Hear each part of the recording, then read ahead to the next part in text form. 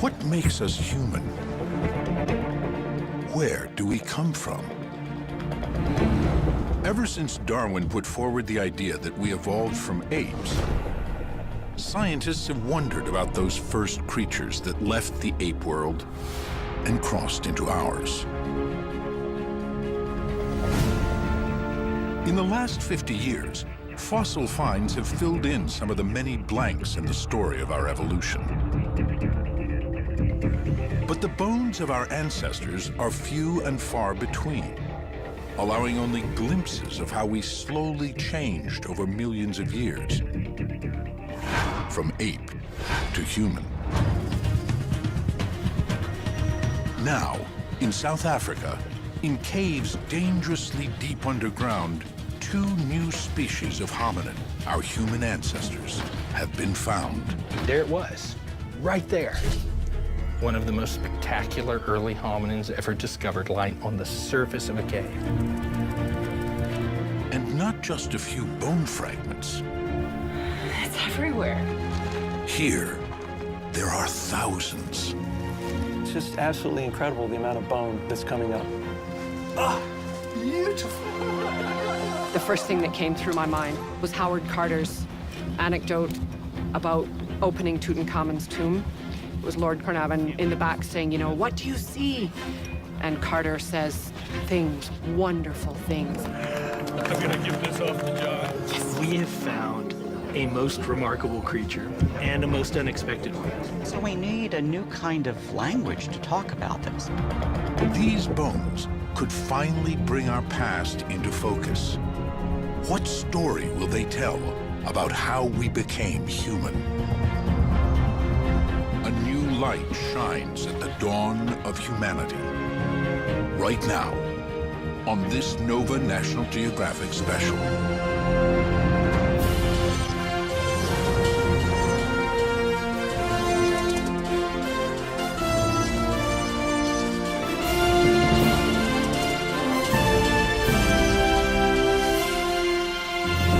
Major funding for NOVA is provided by the following.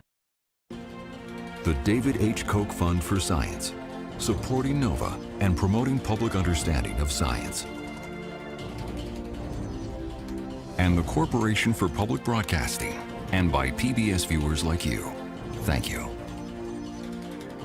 And Millicent Bell, through the Millicent and Eugene Bell Foundation. Additional funding from Roger and Vicki Sant.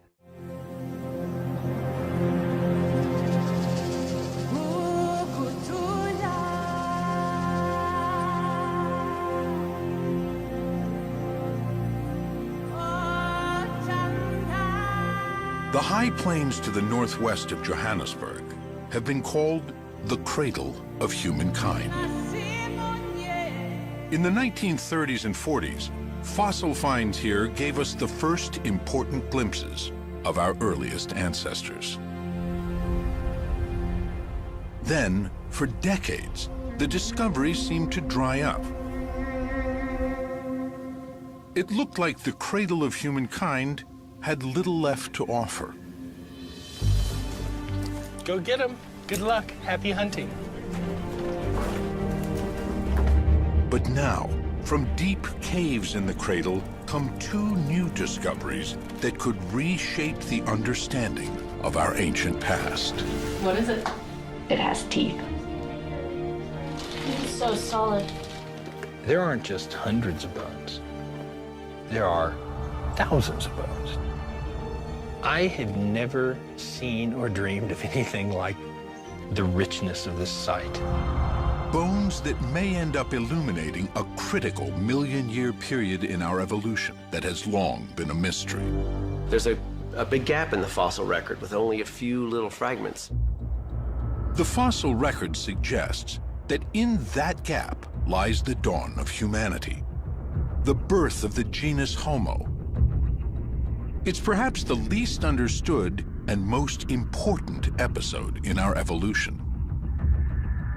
Before it was the world of Australopithecus, an ape-like creature with a tiny brain. Lucy is the poster child for the Australopiths. She walked upright, but belonged to the world of the apes. If I were to see an Australopithecus at the end of a football field, I would probably call the zoo and say, hey, an ape has escaped. The upper part of the body in Australopithecus is in general very apish. Go down, look at the pelvis, very human-like. An Australopithecus is sort of like a bipedal ape. If you went back in time and saw them walking around the savannah, you would see animals that stood up and walked like we do, but they would have been smaller in body size. Their brains wouldn't have been as big, so their heads would have looked smaller. Their jaws and teeth were very large.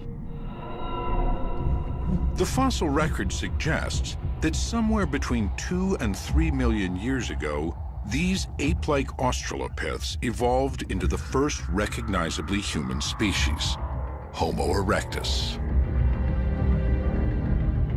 They have big brains and small faces, adaptations for using tools.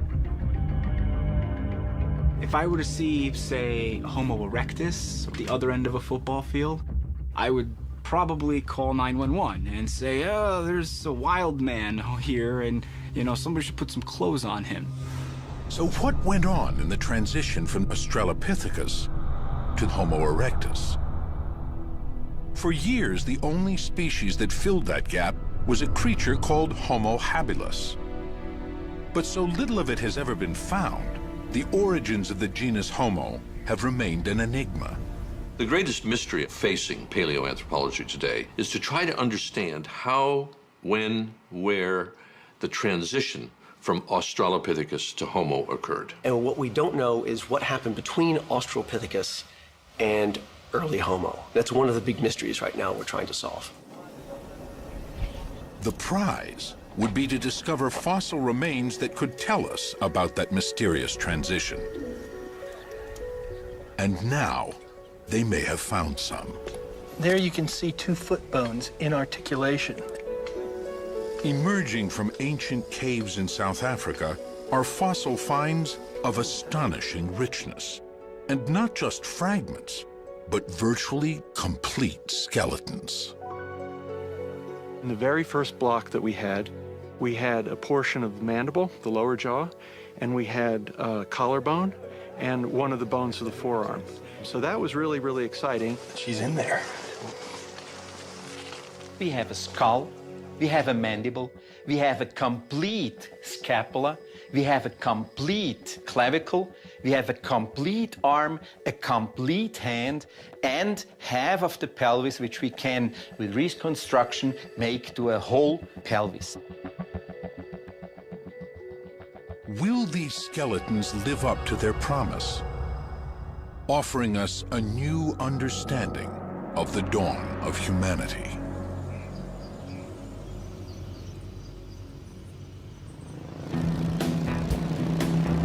In August 2013, South African Pedro Boshoff was out of work.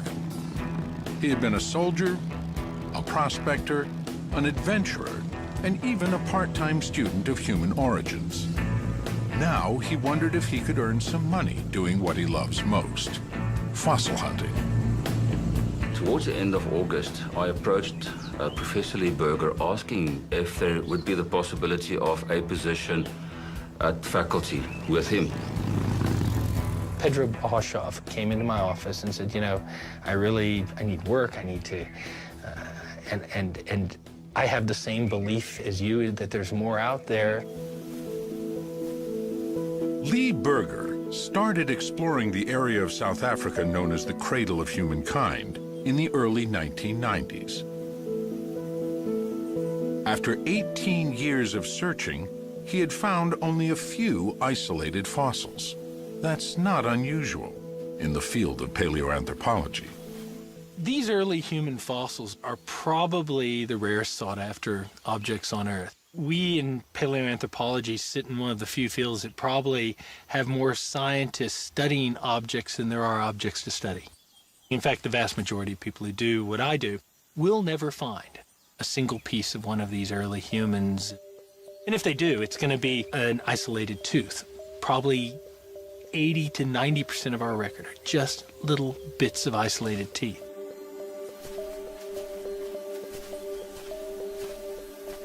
Just to the northwest of Johannesburg, the cradle of humankind is riddled with limestone caves. Some have already yielded fragmentary fossils of our remote ancestors.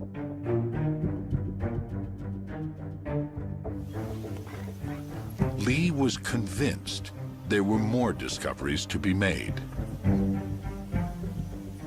I'd known Pedro for 20 years. And I said, you know, go out there and list your caving buddies, get underground, and see if you can find something. And so I bought Pedro a motorcycle so he could move around out here. Basically, what he wanted me to do is to go through the cradle area, locating and finding fossils. So I sat, as I often do, on a rock, and I contemplated how I'm going to approach this. And then it dawned on me, I'm part of a caving society, having caved in this area for years. And in that, I found Rick and Stephen.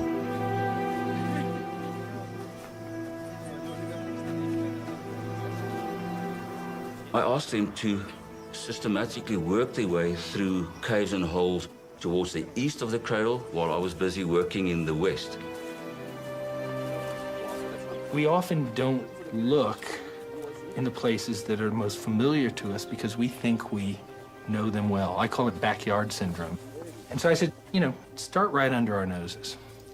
Go to the most well-known places.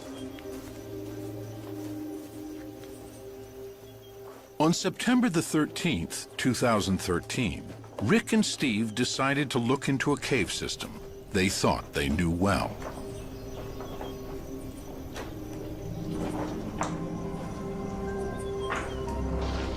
It's called Rising Star.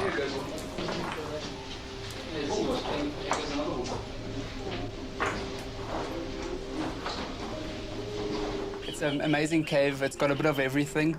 There's tight squeezes, some great climbs, beautiful formations.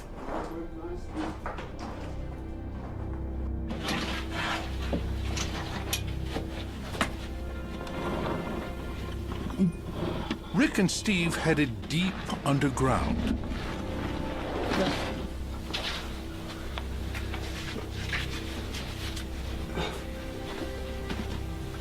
Wanted to show Rick a great climb in the cave called the Dragon's Back.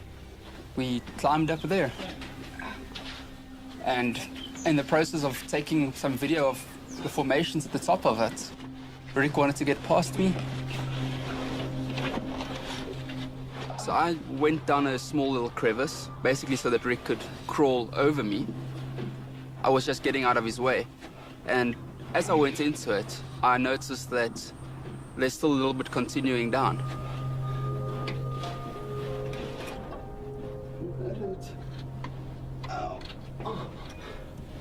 Once in the crevice, Steve realized there was nothing below his feet.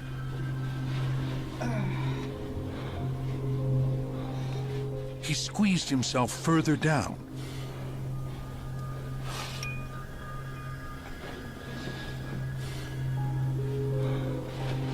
Every time you go down, it just goes a bit further and a bit further and a bit further down. You squeeze your body in so that you don't slip, and you feel around for a grip.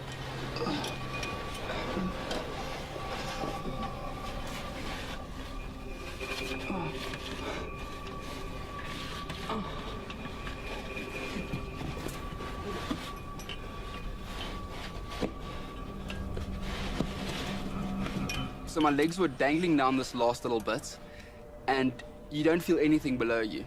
And the only way to climb down is actually to lower yourself as far as possible. Just keep on lowering yourselves until you literally, your arms are almost fully stretched out, and then you start to feel a couple of rocks that you can actually put your feet on.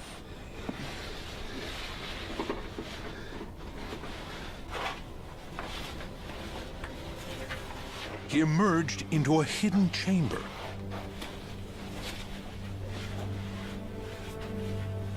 He called for Rick to come down and join him.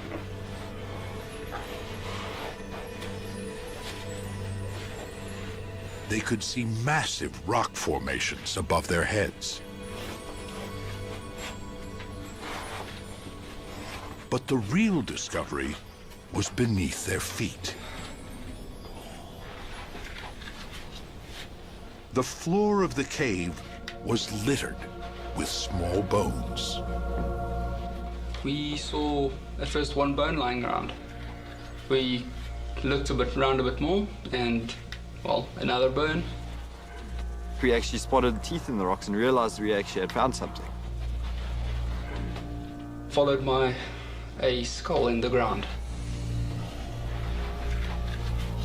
And finally, one of the most interesting ones is the mandible, with 4 teeth in it. Rick and Steve had no idea what type of bones they were looking at, but they seemed intriguing.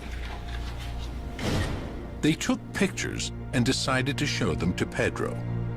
And I will never forget when he came to me with the photos, put it on the computer, and the first thing I noticed was the jaw with the teeth. And I realized this is definitely a hominin. So needless to say, I called Professor Berger. He didn't answer his phone, and we decided we're going to drive to his house, because now we're all excited, bubbling, of course. Arriving at his home, I rang the bell, and when he answered, my words to him was, "Lee, you really want to talk to us?" Pedro says, "You're really gonna want to let me in." And, 9:30 at night and dark, but I could hear that emotion in his voice. And they flipped open a computer, and I saw something I don't think I ever dreamed I would see on a computer screen. A lot of swearing at first. Apparently that's his reaction when he sees fossils. But yeah, no, he immediately identified it as a hominid. And that was a mandible of what was clearly an early hominin. The teeth just perfect. The next picture had a skull in it of a hominin. I could see it in outline. There were bones everywhere. They take every one of them I could see in the image were hominin. I was a bit in shock because it all went like a car crash for me. It really did, black and white, and I have only visual, not audio.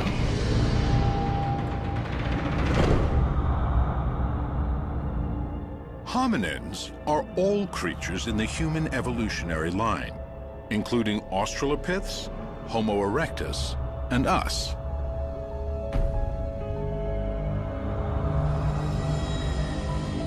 When his shock faded, Lee immediately turned his mind to the question of what type of hominin this might be.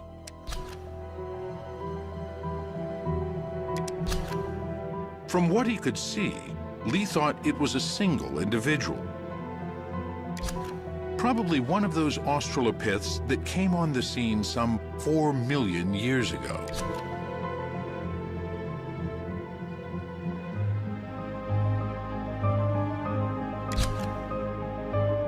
The photos were hard to make out. Lee wanted to know if the bones in the Rising Star Cave were similar to fossils he had discovered 5 years earlier. That was in a different cave just 10 miles away, also in the cradle of humankind.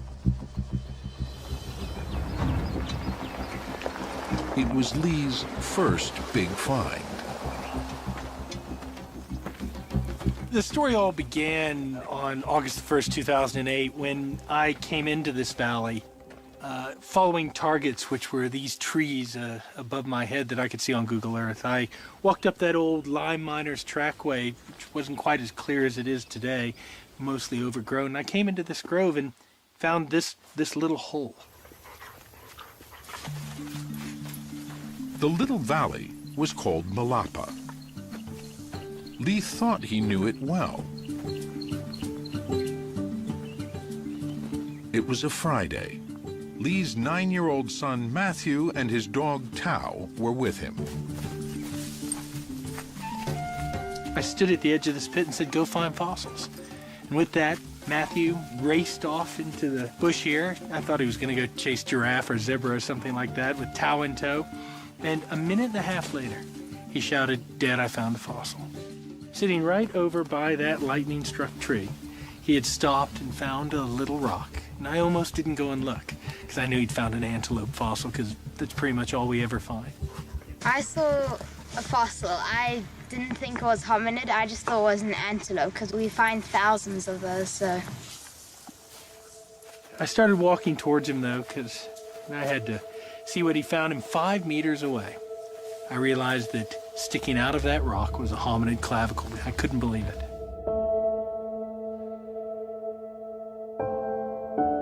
I took the rock in my hand and I was turning it, trying to think what else this could be. And as I turned the back of it over, there sticking out of the back was a mandible and a canine. And that's when I realized that an extraordinary thing had taken place. After almost 20 years of searching in the cradle of humankind, Lee finally had a major discovery. He had his son to thank, but also a crew of Welsh miners who had come through the valley 100 years ago. And they'd come through this area looking for limestone to build Johannesburg. And they would blast these caves apart looking for that rich, white, pure limestone. They'd burn it and make cement out of it. In the 1880s, Johannesburg was a gold rush town, little more than a collection of shacks. But it sat on some of the richest gold seams ever discovered. As the gold kept coming, so did the gold prospectors. The town grew, and construction crews were desperate for limestone, essential for cement and gold processing.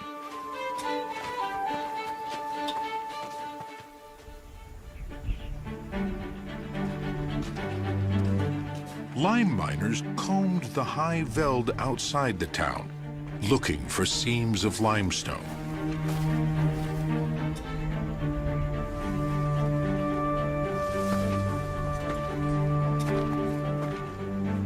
Although they likely didn't know it, these seams concealed remnants of ancient cave systems and were full of fossils.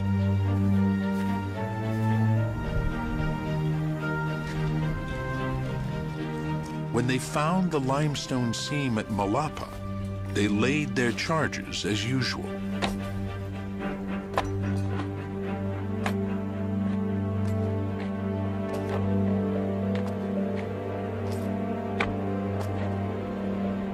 They came in here and put in 3, at the most 4 blasts. One right below me here, one over in the side, one over there that I can see.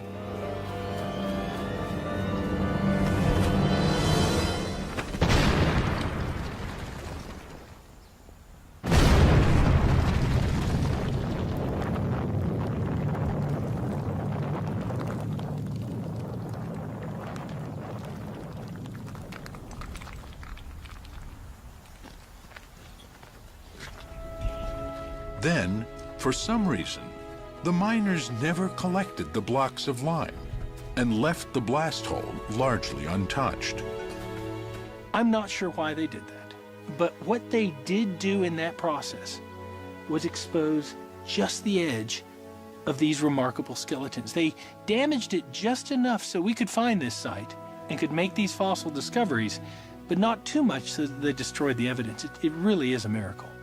It was in one of the rocks scattered by the blast that Matthew found the collarbone of a child. But that was just the beginning. The hole where the miners planted the dynamite would soon yield so much more. It was only once I had the permit, we came back on September 4th, a whole bunch of us, that we spent all morning looking here, and we found nothing.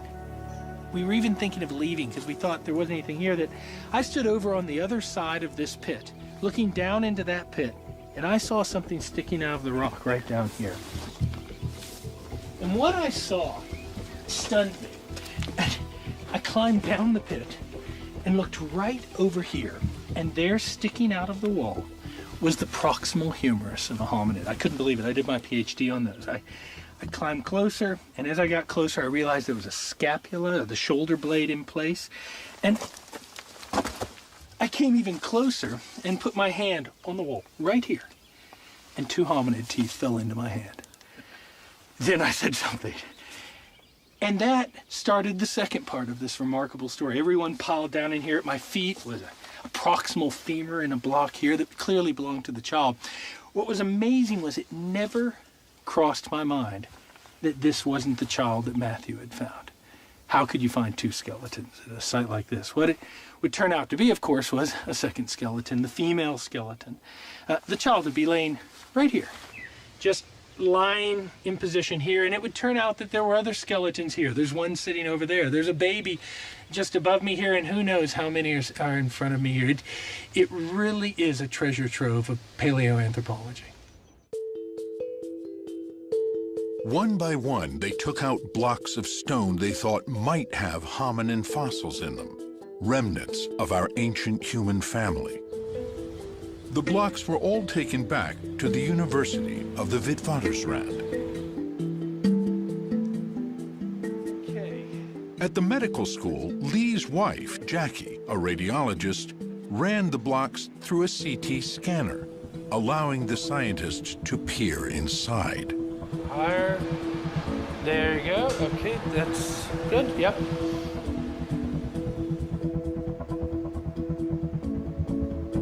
What one of those blocks revealed was stunning. A slice came through, and you could see an entire skull. I was dumbfounded. I could not, in my wildest dreams, believe an entire skull could be sitting in this little rock. Then began the painstaking job of freeing the skull from the rock that had encased it for possibly millions of years. It took me 3 months to get it out. I was the first one that saw this. And you can't describe it to anybody. It's beautiful. I mean, it's been in the ground for 1.9 million years, and you're the first person to see that. I thought, well, you're beautiful. I basically brought this boy back to life. Finally, the skull was free.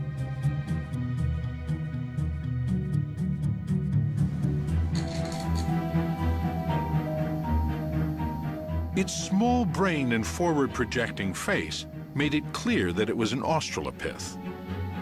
But details of the teeth and other parts of the skeleton made it unlike any found before. Many types of Australopithecus once walked the Earth between about 2 and 4 million years ago. Lucy is known as Afarensis.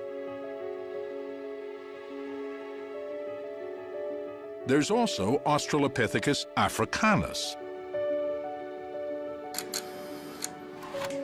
This appeared to be an entirely new species.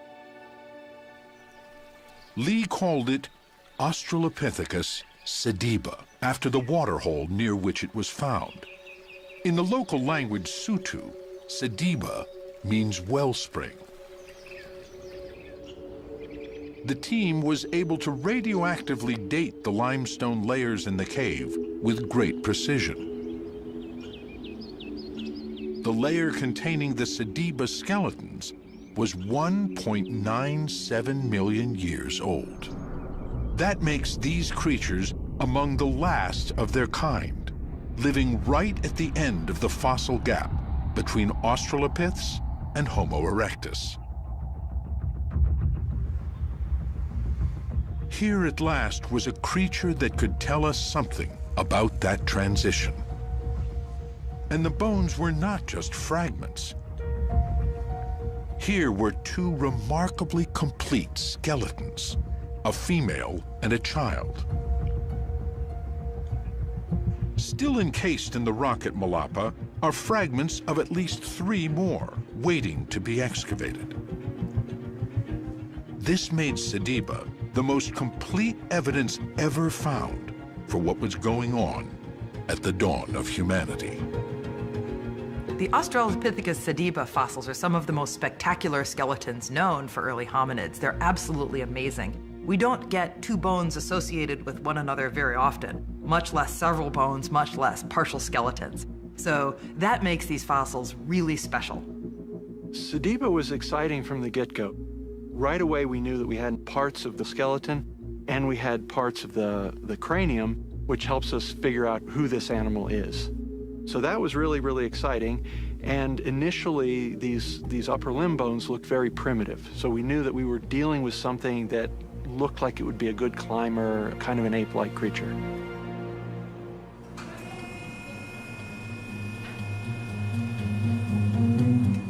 Peter Schmidt's job is to reconstruct Sediba's skeleton.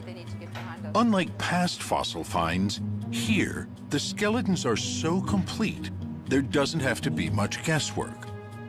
By scanning and mirror imaging, Peter can fill in any missing bones with great accuracy.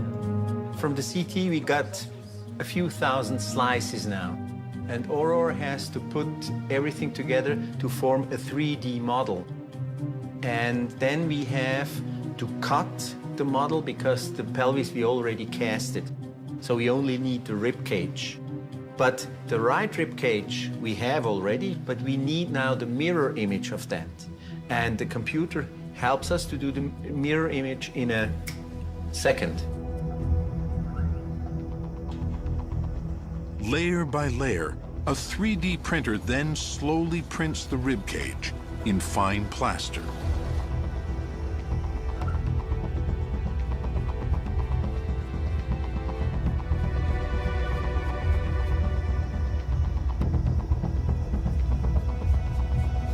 Wow, beautiful.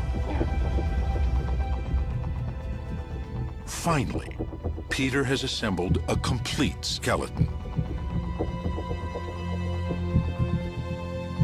It's highly unusual. All Australopiths are a mix of ape and human, but Sediba has a unique mosaic of features scientists have never seen before in the same creature. The arm is very long, like in a chimpanzee, but the hand is with short fingers and a very long thumb, like a human hand, which was never found until now, because this is the most complete hand ever found in this period. Job Keeby, who was with Lee and Matthew when they discovered the skeletons, has been working on the Sediba hand. He's found an unusual combination of ape and human features here, too. What's special about Sediba's arm and hand is that we know Sediba has a very long arm, which is more chimp-like. But Sediba has a very human-like hand. For example, Sediba has a thumb which is longer relative to the other fingers, which indicates a human-like condition. Sediba's hand, with its opposable thumb and forefingers, is so human that it could have been a tool user. But since no tools were found, that remains only an intriguing possibility.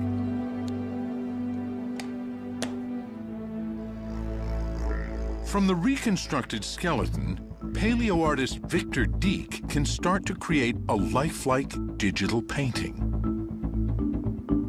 By virtually applying tissue thickness markers carefully calculated from the known facial tissues of living primates, he can build up a realistic impression of Sediba's face. Once that was all done, I have now gone ahead and created a body for it.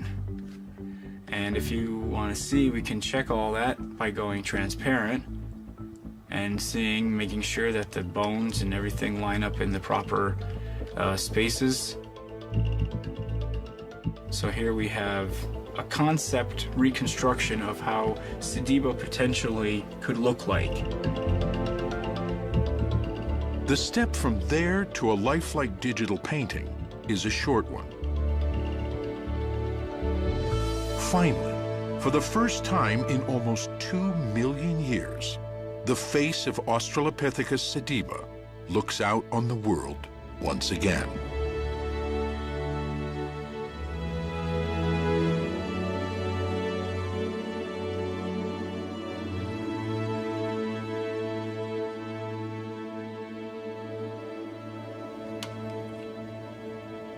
But the true revelations will come from the bones themselves. Because they are so well preserved, these fossils will give scientists unprecedented insights into the lives of these ancient creatures. Everything from what they ate to how they died. Such details might help explain the Australopith's transition into our genus, Homo. They might also prove or disprove a highly influential theory about the dawn of humanity. A theory inspired by the very first discovery of an Australopith fossil.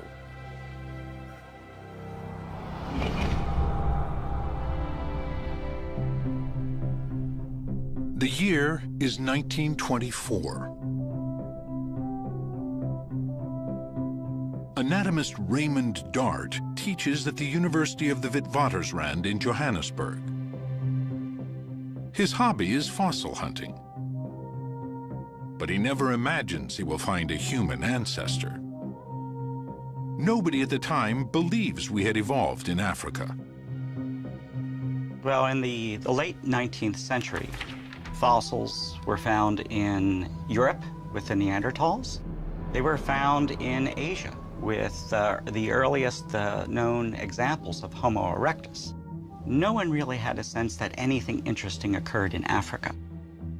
Darwin and Huxley predicted that our origins would be in Africa based on comparative anatomy. You know, they looked at the skeletons of chimps and gorillas, and they looked at ours, and they went, well, they're so close to us, and they're more close than anything else, so it must have been in Africa. And then the sort of second generation of evolutionary biologists shied away from that. They started to find fossils in Europe, they started to find fossils in Asia, and of course that tied in very nicely with sort of racist, imperialistic thoughts of the day. They couldn't abide the thought of it being in Africa. In late 1924, Raymond Dart receives a package. He sees it's from the mining town of Tong in South Africa's Northwest Province. And in that box is a fossil. And this is a game-changing fossil.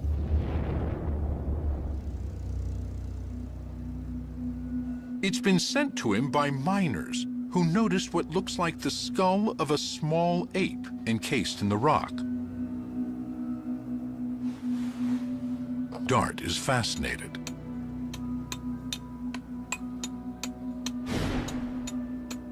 He begins the long, laborious process of revealing the mysterious skull. He can see that it is the skull of a child, but like no child he has ever seen before. It has ape-like characteristics, but also some very human ones.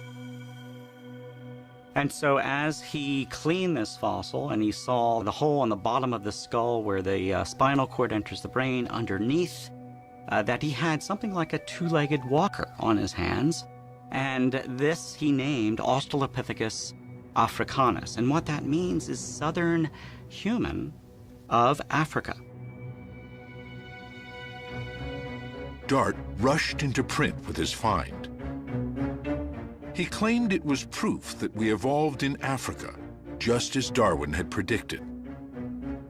He was unprepared for the firestorm his theory unleashed. The Tong child sparked an incredible revolution. Up to that point, everyone said, let's look to Europe for our ancestor. It was unthinkable that anything as important as the emergence of humans could have happened in Africa. Raymond Dart was a feisty guy, and when he was pushed back by the British intelligence here, he became faster, more aggressive in terms of his defending of his views. Most scientists disagreed with him. He really was seen as an outsider, but it absolutely set the ball rolling for one, paleoanthropology as a field in Africa, and two, vindication of what Darwin and Huxley had predicted with actual fossil evidence. It showed once and for all that our origins were in Africa and only in Africa. And that's huge. It totally changed the field. Dart was sure he had discovered the missing link between apes and humans. But it wasn't enough to know what they looked like. He wanted to know how they behaved. What sort of creatures were they? He understood that these great questions about our ancestors were also questions about ourselves. The reason we're interested in our own ancestry, I think, is the reason that you or I want to know who our parents were and who our grandparents were or great-grandparents were. Because somewhere in us we realize that there's a little bit of them in us. And so to understand the quirks of our own behavior and why we do things, if not just why we look the way we do, comes from that ancestry. Paleoanthropology is just that in deep time. We're looking way back. And so we're looking at the things, the sort of little bits and pieces that drive why humanity is like it is today. Raymond Dart was building a theory about how the Australopiths, our ape-like ancestors, became human. His ideas about the dawn of humanity were the touchstone for thinking about our origins for generations. In the 1940s, more examples of Australopithecus began to be found. And a key site not only had fragments of Australopithecus, but also the bones of many other fossil animals. And Dart noted that these bones were broken in a special way. Dart became convinced they were weapons made by our primitive ancestors. Was this the key to what first made us human? Dart had been a young medic in World War I. He had seen firsthand the barbarity humans are capable of. It made sense to him that the origins of humanity were steeped in blood. Raymond Dart's experience in the World War may have colored his interpretation of what these bones and teeth meant. You know, it gave him a view of sort of the dark side of humanity and the violence of humanity. And he came up with this idea that Australopithecus had figured out that bones and teeth were hard and could be used as weapons to kill other animals. This sort of killer ape theory of early humans. Dart believed that the more aggressive and adventurous of our ape-like ancestors abandoned their forest environments and moved into savannas. There, they became hunters and predators. His theory that this violent transformation gave rise to humanity soon found an audience far beyond the small world of paleoanthropology. In the 1950s, there was a drama critic and playwright named Robert Ardrey, who became very interested in human origins. And he went to Africa and spoke with Raymond Dart, and Robert Ardrey, being a dramatist, could write like anything, and he wrote this amazing book published in 1961 called African Genesis. African Genesis became a pop science publishing sensation of the early 1960s. Ardrey's ideas, building on those of Raymond Dart, helped frame public debate about the dawn of humanity for the next 20 years. The very first sentence in that book, I remember it because I read it as a teenager and was enthralled by it. Not in innocence and not in Asia was mankind born. And in that one sentence, he encapsulated Raymond Dart's ideas, that it was an African genesis, and that where we came from was not from an innocent creature, but from the most violent of killer apes. One of Robert Ardrey's greatest fans was the filmmaker Stanley Kubrick. At the time, he was planning a film based on the science fiction novel 2001: A Space Odyssey. it was to be a meditation on human technology run wild. On a mission to Jupiter, the spacecraft's computer turns on the crew.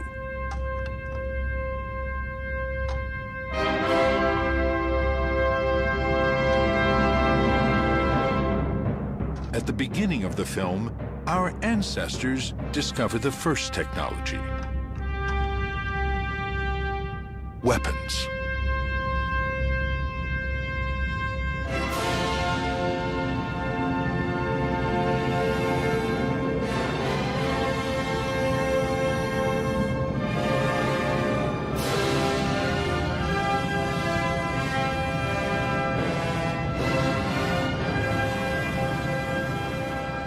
Eventually, they will use them on each other.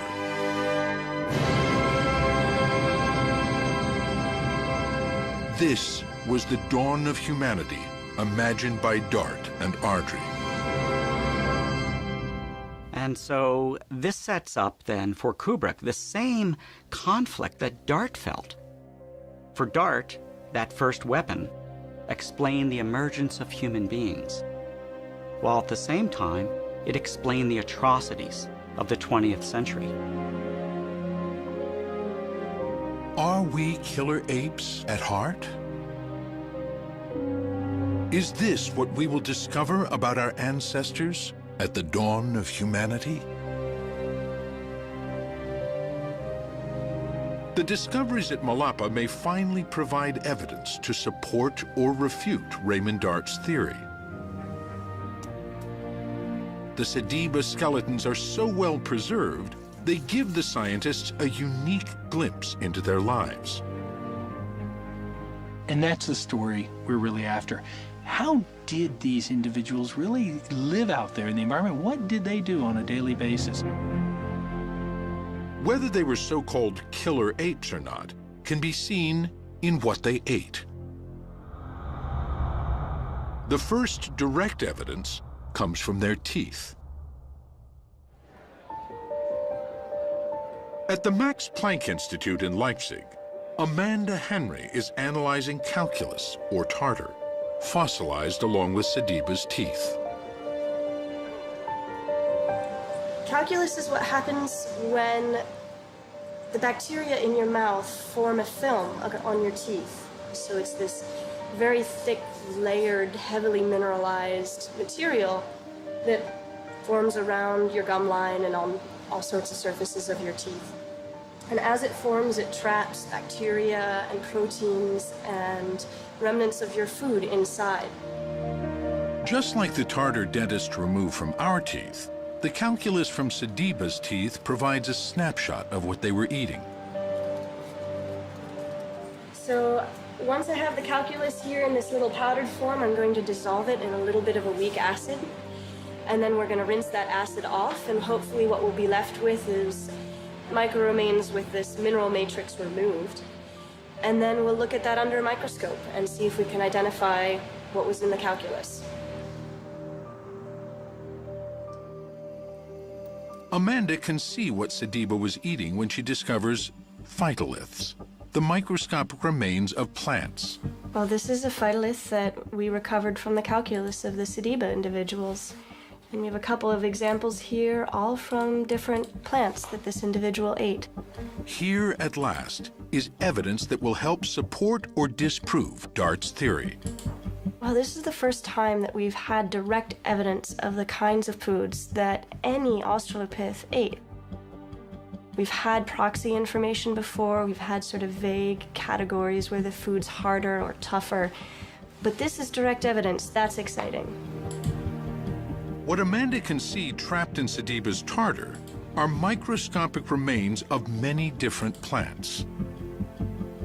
We have phytoliths from grasses. We have phytoliths from the bark or woody tissue of plants, and we have phytoliths possibly from fruits. So all the evidence suggests that the foods that this individual was eating was coming from closed forested regions. So eating fruits, maybe chewing on stems, eating the grasses that are growing in that area. The tooth evidence from Sediba indicates a diet very similar to today's chimpanzees. While they may have eaten some meat, there's little to back up Raymond Dart's theory that they were killer apes.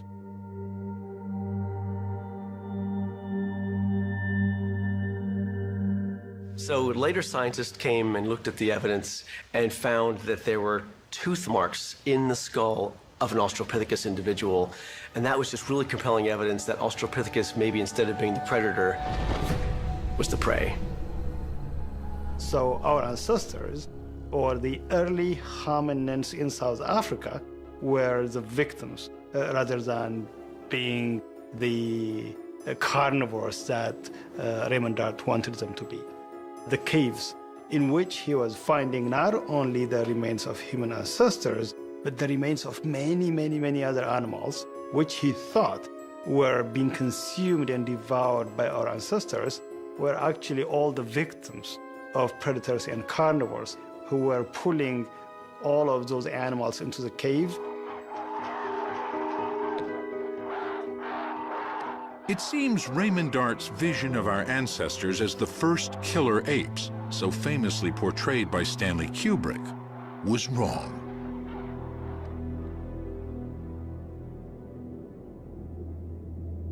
The Sediba's skeletons are so well preserved, they offer the team a chance to investigate not just the lives, but the deaths of these individuals. They can analyze the 2-million-year-old death scene almost as if it were a forensic case. I mean, we're looking at the preservation of organic material here. These animals are articulated the way they died. The breakage patterns may often be a result of the moments before or shortly after their death.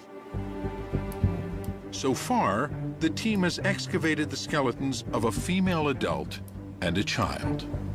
So the female is this one, and the juvenile is all the bones in blue, all of these. But they were found very close to each other. Aurore Val has been creating a virtual reconstruction of the scene at the bottom of the cave. Besides the Sediba skeletons, there are the skeletons of many other animals, too. How did they all get there?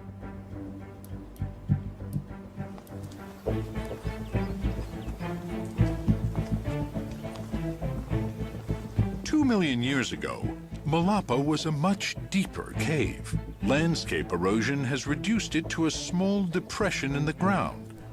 But when Australopithecus sediba was around, it was a cave system about 90 feet deep.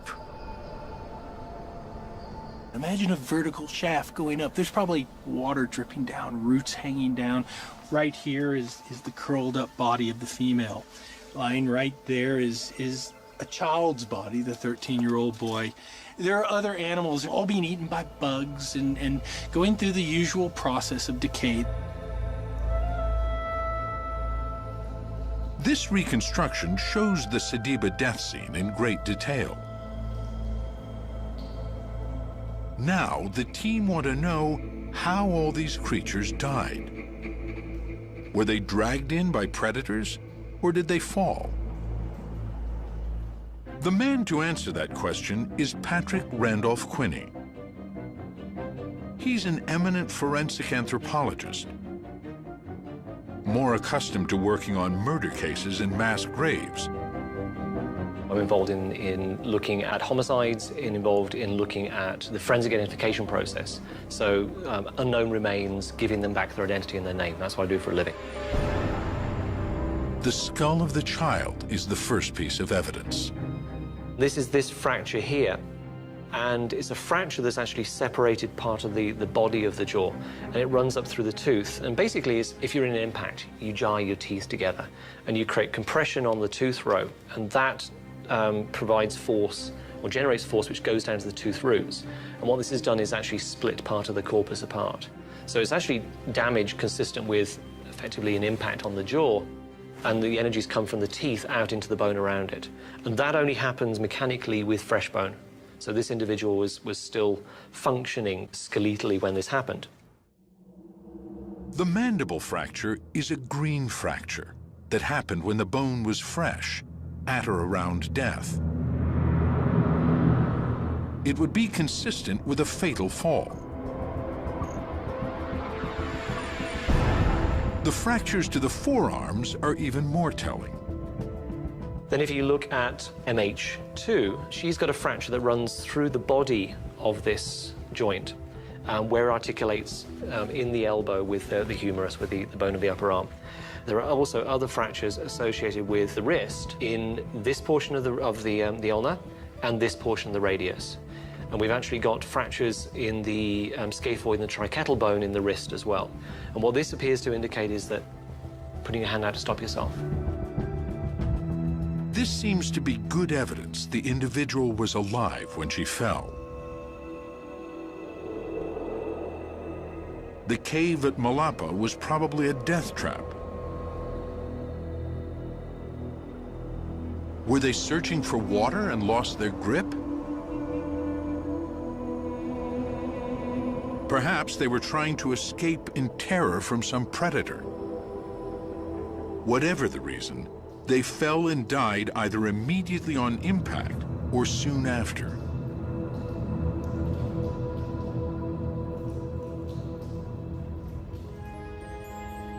It appears that mud then buried the bodies, and as it hardened, kept them from disintegrating.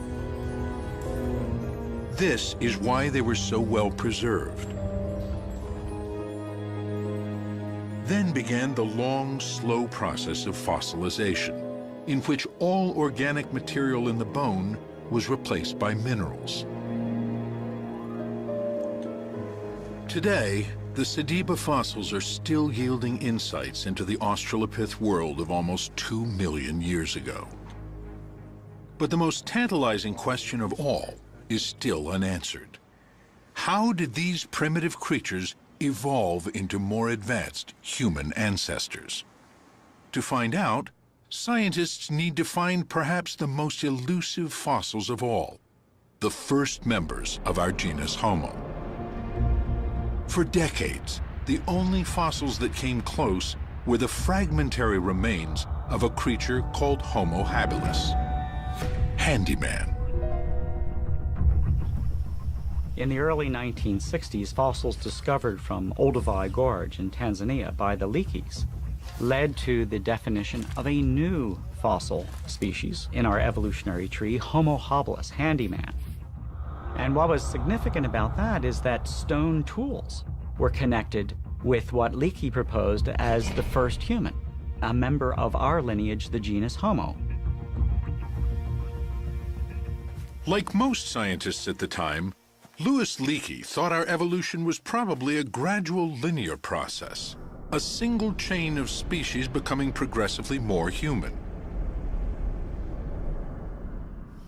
He decided the key event that made our ancestors cross the threshold to humanity was not the invention of weapons, as Raymond Dart believed, but tools. Since Homo habilis seemed to be the first toolmaker, he declared it the first member of our genus, Homo. Here at last was the link between the ape world of the Australopiths and the human world of Homo erectus. So there was always this gap between Australopithecus and later members of the genus Homo, like Homo erectus and Neanderthals, and we didn't really know what species in that gap would have looked like. And then along in the 1960s, along comes Homo habilis, and it's slightly bigger brained, it's probably a bit more bipedal, and of course it had these stone tools associated with it. And it was argued very strongly to be a contender for early Homo, and it was instantly controversial, and it's still controversial to some people today. It's a bit of a mess. Because it became clear, probably in the 1990s and moving into the early 21st century, that Homo habilis, we really didn't know what that was. One of the main reasons for classifying it as human was that it was found with tools. But that is now looking less like a defining characteristic of the genus Homo. we now know that even the more primitive Australopiths had the capacity to use stone tools. Zariah Lemziget, who discovered a 3-million-year-old Australopith called Dikika-child, has found what he believes to be evidence of stone tool use in the same period. If you were defining Homo habilis as a tool maker, tool user, then what do you make of it when you see that Australopithecus was doing the same thing? We know that there is rudimentary stone tool use, not stone tool, but stone use among living chimpanzees. The confusion surrounding Homo habilis has grown. It's been compounded by the fact that so little of it has ever been found. Colleagues have said, you know, if you had a shoebox, you could put all those fossils that might be early members of the genus Homo into it and still have room for a good pair of shoes. With so few fossils to go on, scientists had little they could say for sure about the first members of our genus, Homo. This was the situation when the two young cavers, Rick Hunter and Stephen Tucker, made their discoveries in the Rising Star Cave. When Lee saw the photos from the fossil chamber, he could only hope they would clear up the confusion. Was it another Sediba, or was it even Homo habilis? The only way to find out was to bring up the fossils. Lee knew there was no time to waste. I had to make a decision. And about, just before 1 a.m., I decided that history would never forgive me if I did not act right then. Just 5 weeks later, the Rising Star excavation was beginning to take shape. Its planning had taken some ingenuity. Lee knew he would never be able to get down to the fossil chamber himself. In places, the chamber entrance was less than 7 inches wide. I put a call out on Facebook saying, I need skinny scientists who are not claustrophobic, who are cooperative, who can work together in a dangerous and difficult environment. And I need you available by the 1st of November. I saw Lee's Facebook post, actually, and on a whim, I applied for it, and the next thing I know, I got asked to interview, and from there, just things started happening really quickly. I saw a call that came out on Facebook from Lee that was looking for skinny scientists, skinny paleoanthropologists that weren't claustrophobic and that would be able to fit into a slot that was about 18 centimeters. And that was very intriguing. I didn't say what had been discovered. I didn't say anything about what I thought it was. They only knew it was me in South Africa, and it was clearly underground. I thought I'd get 3, 4, 5 applicants. I really did. I mean, how many people in the world could be qualified and fit that criteria? Within 10 days, I had 57 qualified applicants from all over the world, most of them women. One morning I woke up and there was a call for tiny, experienced archaeologists from Lee Berger, and I thought, that's me. I received the Facebook post via a friend who saw that it was an ad for a small archaeologist with caving and climbing experience, and she said, that's you. I'm almost finishing a PhD in physical anthropology, osteology, so this is my area. I'm an archaeologist, so I can study up quick on the paleo stuff. I'm a PhD candidate specializing in evolutionary biomechanics, so more on the paleoanthropological side of things. It really seemed perfect. In fact, when I read the call out to my husband, he said, well, they might as well have just written Marina is wanted over here. The Rising Star expedition was to be a new kind of paleoanthropology, tailor-made for the age of social media and the internet. I held Skype interviews. And I did a few things in that with the 11 people I'd shortlisted out of this spectacular list of applicants. Lee explained a little bit about how the cave was found and shared with us some video footage and the initial photographs that Steve and Rick took. And he told us about the conditions of traveling into the cave. So, you know, he wanted to make sure that we really knew what we were getting into. It was mysterious.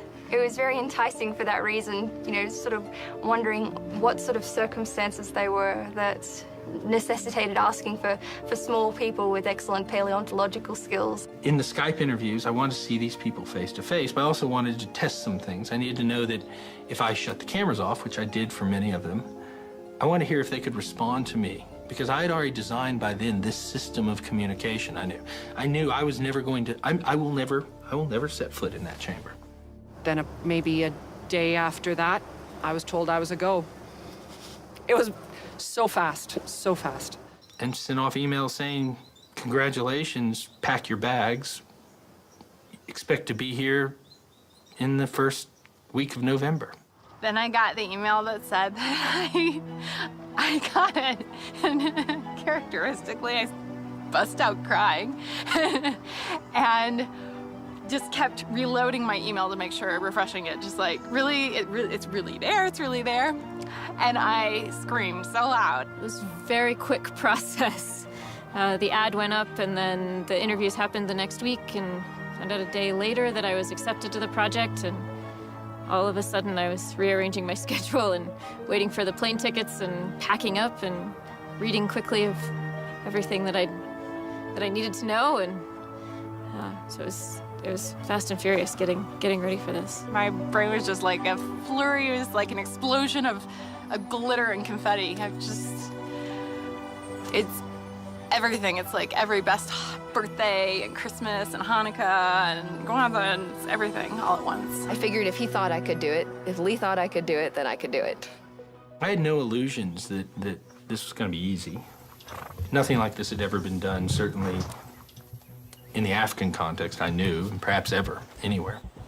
And I knew I had to have everything from medical support to safety support to the design of the infrastructure underground and above ground and all the things that go on with a scientific expedition.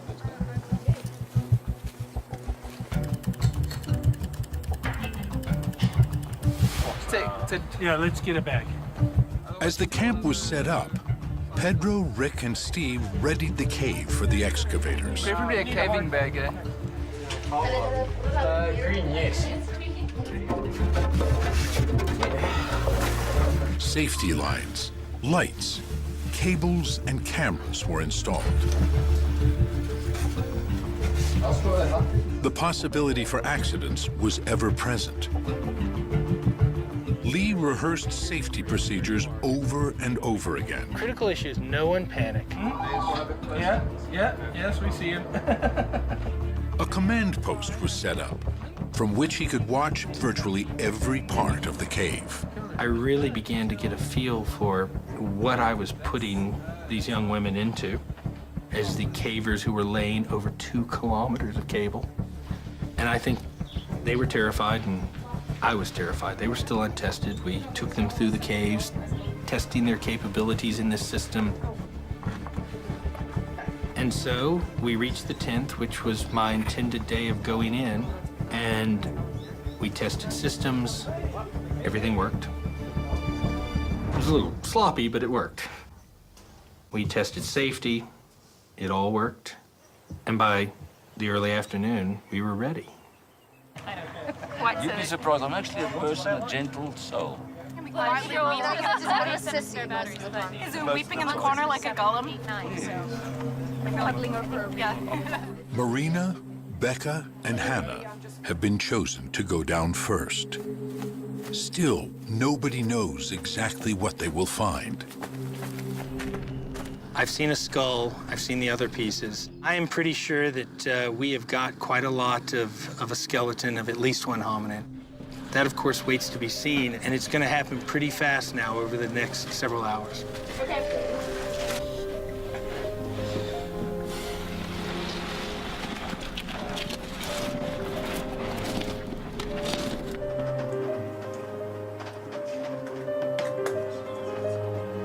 Anxiously watched by Lee and the team in the command post, Marina, Becca, and Hannah make their way deeper and deeper underground. The descent is difficult.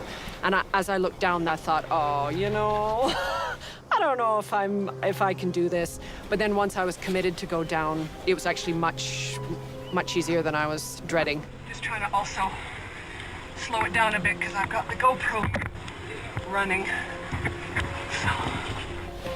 It was just an amazing feeling to realize how far away you are from everyone up top in the command center, and to just fully realize what you're down there to do.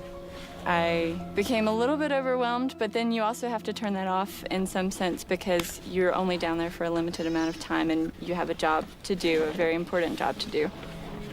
Going down the chute for the first time was, honestly, it wasn't as bad as I thought it was gonna be. Then you come into a landing zone and there's a hallway to pass through. It's not really a squeeze, but it's a narrow passage to pass through, and then the chamber opens up again.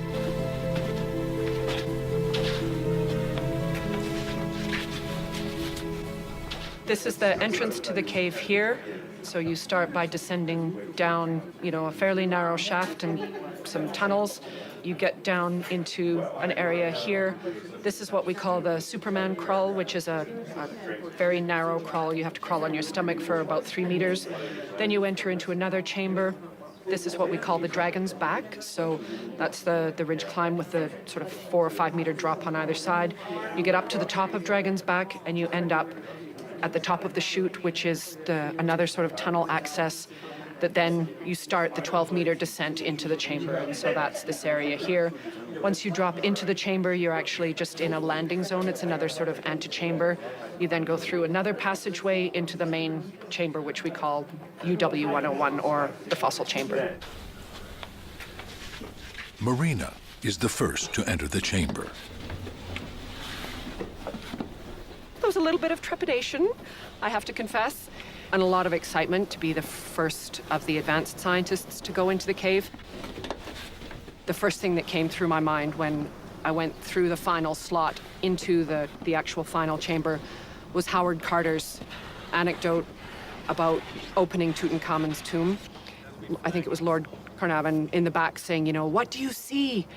And Carter says, "Things, wonderful things." And it was that feeling. God, this place is beautiful.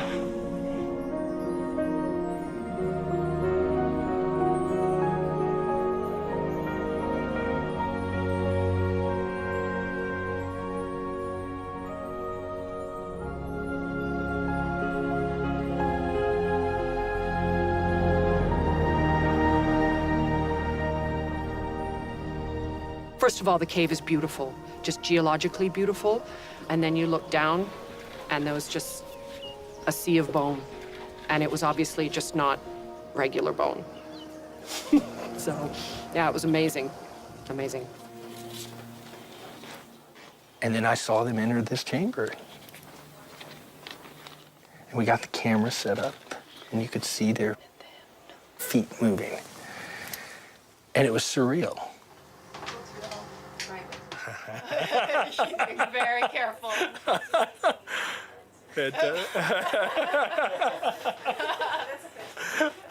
Fantastic. There we go. Skull is being flagged.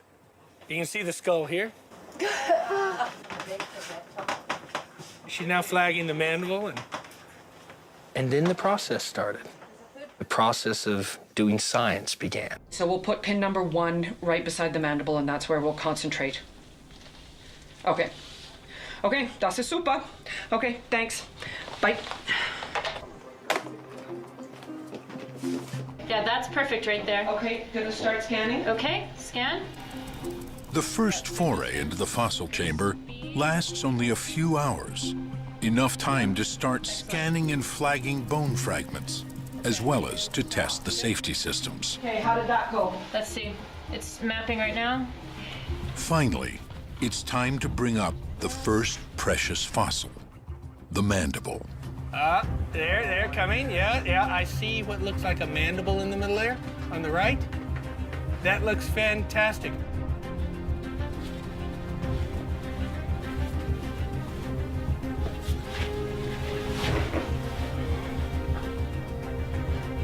It's Becca who will take care of it on the ascent.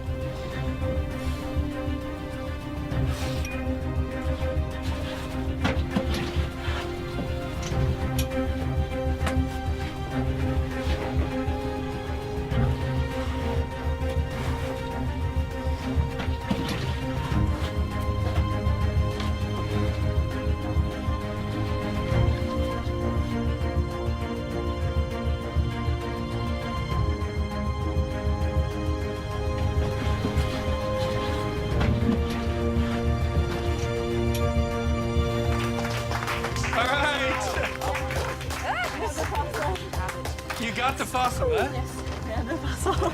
Well done. Here you go. Now we have everyone else. Everyone's out. Rick's out safe. They're all out. Everyone out. They're coming. Well done. And so first, their safety and that they were out was just this enormous emotive relief. And then the sense that they'd actually got this thing. So now I was going to see for the first time what all of this was about. When they opened that little box and we unwrapped this thing that they collected, every great idea we had went out the window. Gone, you know. Suddenly we didn't know what we had. When he had first seen the jawbone in Rick and Steve's photos, Lee had decided it probably belonged to an Australopith. One of the most striking characteristics of an Australopith's face is its large ape-like jaws and teeth. As the Australopiths transitioned into the genus Homo, their faces shrunk. Jaws and teeth became smaller. When he finally had the jawbone in his hands, Lee saw it was too small to be an Australopith. It seemed quite human. Could it be a new specimen of Homo habilis?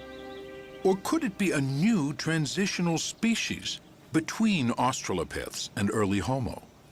These are the questions on anatomist Peter Schmidt's mind as he studies the mandible from Rising Star. You have this molar teeth and a very strange use of the frontal part here. And luckily we got another piece. So with these two pieces we have a hemimandible which is complete. And then we can put on the mirror image and we have sort of outline. Peter can then compare it to the mandible of Homo habilis. I will take this away, and you see, this is the tooth row of Homo habilis. You see also that these are massive teeth, but the tooth row is straight, and we have a very strong shelf here. The mandible from Rising Star is clearly more curved. Got another first metacarpal now. It's not Homo habilis, and it's not Australopith. I didn't. They don't know what it is. This is pure confusion. We don't know what to make of it. We realize all of our preconceived notions have to be tossed aside. We can't go into this thinking it's going to belong in this group or belong in that group. We just have to start from literally scratch.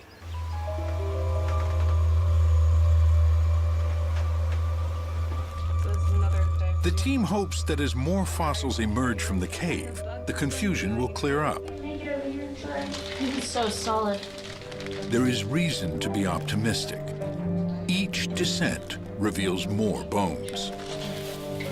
Where once they thought there might be one individual, they now see evidence of a whole lot more. It was probably a couple hours into the first day when we realized it also wasn't one skeleton. Another femur. Femur land. I remember right, it started with a second femur from the same size. And since there's never been a three-legged hominin, we knew there were two. And then there were three. I think it was by day 2 there were 4. And we realized we were in something very, very, very, very special. All right, good luck with that, Becca. We can't wait to see you. You've got something we want to see. Every time the scientists in the cave remove a piece of bone, they find more bones beneath it. It's everywhere. I mean, it's all strewn all throughout. Not just the chamber, but the passages leading to it are littered with bone fragments. At the landing zone where they stop, I get a call on the intercom. We found another tooth. It was just sitting there. I was trying to find a nice place to sit, and there it is. It just caught my eye. Rick was sitting there as a safety caver waiting, and he kicked the dirt, and hominids fell out. You have to pass me up some flags. Do you have enough flags? By the afternoon of day 14 in the expedition, we were overwhelmed. I'd started with one safe to hold one skeleton. Day 3, we had 2 safes. Day 4, we had 3 safes. Day 6, my people were going, we need more safe.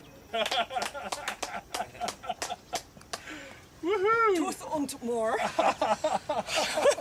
I don't know whether you should hug me for someone finding something in the other spot. Oh, yeah. By day 14, as we would get fossil after fossil, we were getting 40, 50, 60, 70 elements a day. All that was flashing through my mind as I was doing that was that famous scene in Jaws where Roy Scheider is chumming. They haven't yet seen the shark. And he's sitting there chumming, and all of a sudden this gigantic shark appears. And he goes, we're gonna need a bigger boat. We're gonna need a bigger safe. It's extraordinary. Another one. I think this year at Christmas, I'm just going to hang one of these instead of a stocking. As the fossils accumulate in ever greater numbers, a picture of the creature of the Rising Star Cave begins to emerge. This is part of a juvenile pelvis. Yeah. Yep. Yeah. That is an issue. Thigh and hip bones tell them it was an upright walking biped, but its gait was primitive. From what they can see of the exposed skull, it is small, not much bigger than a chimp's. I'm gonna have to tell him to leave that alone. But the teeth and jaws seem more advanced, Homo-like. Yes, that is. The team's excitement grows. It's beginning to look as if they have found another species from the dawn of humanity. But on which side of the Australopith-Homo divide will it fall? One of the key fossils that will tell them that is the skull. They are saving that until last. Distance is perfect, and I can see marker 2. Record? Recording. In the meantime, another extraordinary fact is becoming evident. There are no other animals in the cave. All the fossils are human ancestors. This is unheard of. It was pretty surprising that something completely normal to every other excavation I've ever been in on the continent of Africa, everyone I've ever heard of on the continent of Africa, wasn't happening here. We weren't getting anything else other than hominins. When early hominins are discovered in caves, they're always found along with the bones of other animals that have either wandered in and died or been dragged there by predators. They're mixed with antelopes, generally in huge abundance. Then you get, depending on the circumstance, some carnivores and other bits and pieces and rodents and the stuff that accumulates when things die and are eaten and are dragged into caves. Apart from the bones of a solitary owl, there's not a single other animal in the Rising Star chamber, only hominins. So how did these creatures get in there?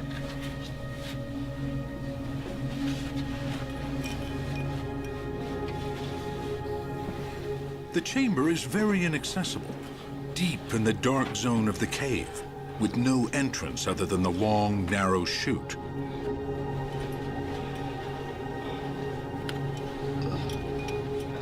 the team believes it likely was just as inaccessible 2 million years ago.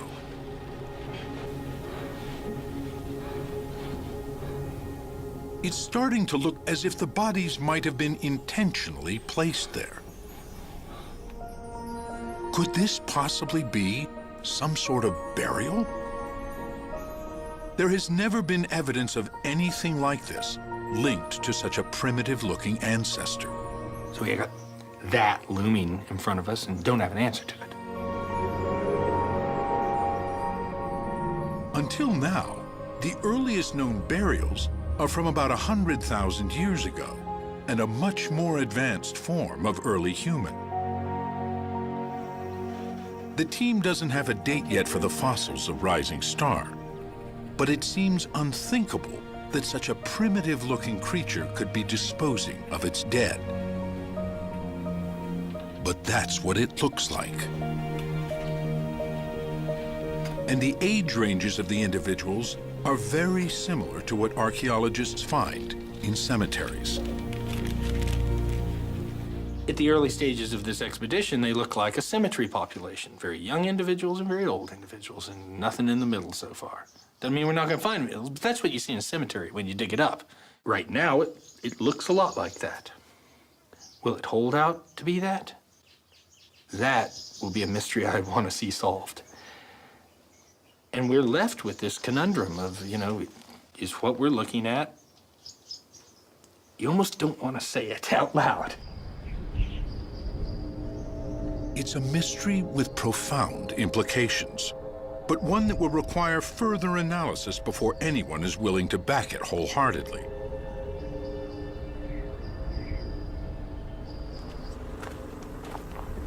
The excavation is now approaching its third and final week. Wow. Perhaps the most important bone has been left until near the end: the skull. Its shape and the size of its brow ridges will be crucial in telling them whether the creature of Rising Star is Australopith or Homo, human. We're gonna go ahead and bite the bullet and take that skull out, okay? Yes. Good. If only because it gets it out of the way. Yes, I know. It's like... Not because you want it out or see it, right? A couple of reasons we want to get it out. One, the skull can tell you a lot. It can tell you cranial capacity. You start getting an idea of the shape of the skull. Is it Australopith-like and pinched in the front, or is it rounded, more like a human, or is it something in between? Does it have a sagittal crest and neck? We want to see that skull. And also the skull was probably the most complex initial extraction. It's fragile. It's a thin piece of bone to break apart. We needed to know whether we could get something like that out. And we needed to get it out, see what was underneath it. Whether this was a skeleton or whether there were lots of individuals associated with each other. So there was all this tension. And it was a lot harder to extract than we thought. Hopefully try not to destroy. Oh, I'm sure you'll find plenty. All right, stage on in after her. Good luck, everyone. Have a blast, huh? Thank you, will do. All right, let's get you something here. Go get them. Good luck. Happy hunting. Thank you. Enjoy topside.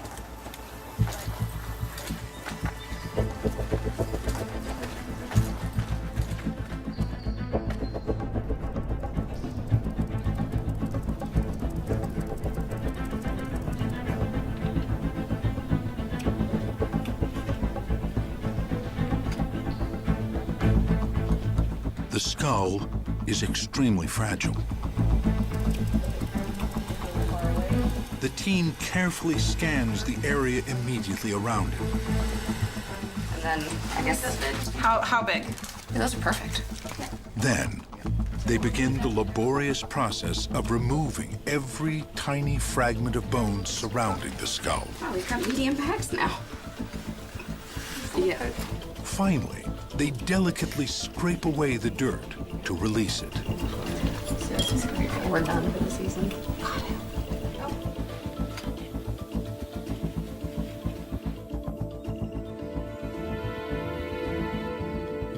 Everyone was feeling all these points of tension around the science of the skull when we knew it was imminent coming out. We only had 2 people down at the bottom. and they were working on it, Becca and Marina, and working and working and working, and finally, we kept trying to call them out, and they wouldn't come out because they knew they were that close to the extraction, and eventually it did come out. That's it. That's it. It's so fragile. With everyone holding their breath, praying that it doesn't break, the skull fragment is finally lifted and delicately placed in a box.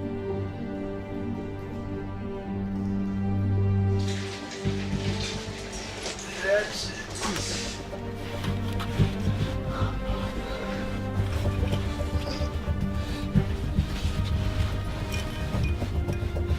Then it begins its slow ascent, leaving the cave for the first time in possibly millions of years.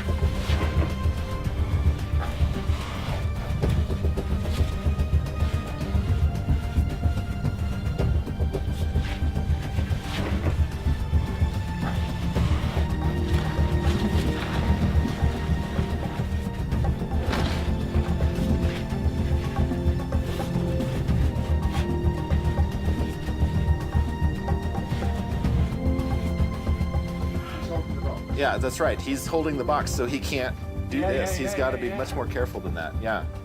All right, there it is. All right.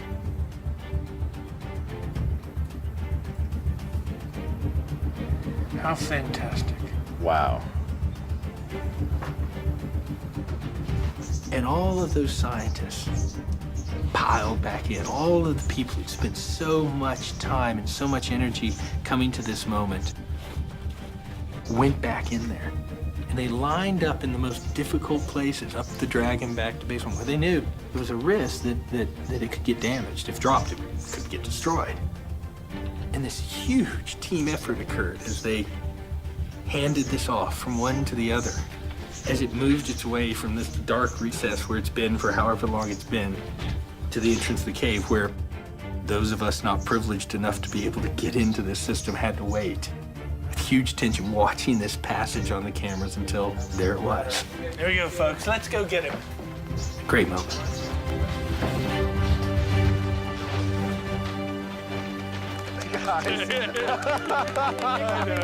Like a Rocky moment, it's like, woo! There's so much wonder. No one's bored, no one's too academic to hold it in. Everyone is just brimming with childlike excitement. Would you hate me if I took this before I hugged you? Please take it. Oh, well I don't done. even want to hug you without me. I'm gonna give this off to John. I'm constantly sitting there and stopping myself and going, oh my God, this is like, it's probably the first time this fossil has seen the light of day or in millions of years. And so I'm continually sort of having to stop and just think for a moment and sort of revel in it. It's the moment everyone has been waiting for. They hope the skull fragment will be the telltale piece to identify the creature of Rising Star as either an Australopith or a member of our own genus. Looking at a left frontal. So it's this part, the orbit, and then part of the brain case just behind the orbit. And that is a very important piece. Large orbital ridges with indentations behind them would indicate Australopith. Smaller brow ridges with evidence of a more rounded skull would say Homo. We do have our genus. We do. We have our genus with that. This is indisputably Homo. Yes, yes. The team's verdict is clear. They have a new member of our genus. Here you. Did we do good? You did good. You done. Oh, yeah.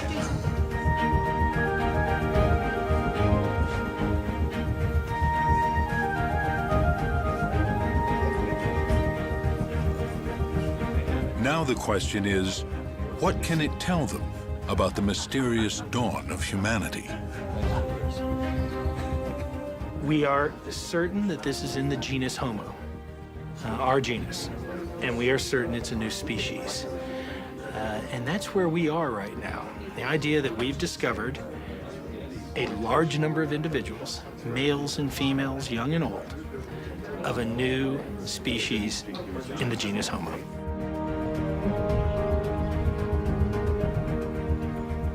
In the next phase, they'll have to piece together and analyze the rest of the fossil remains.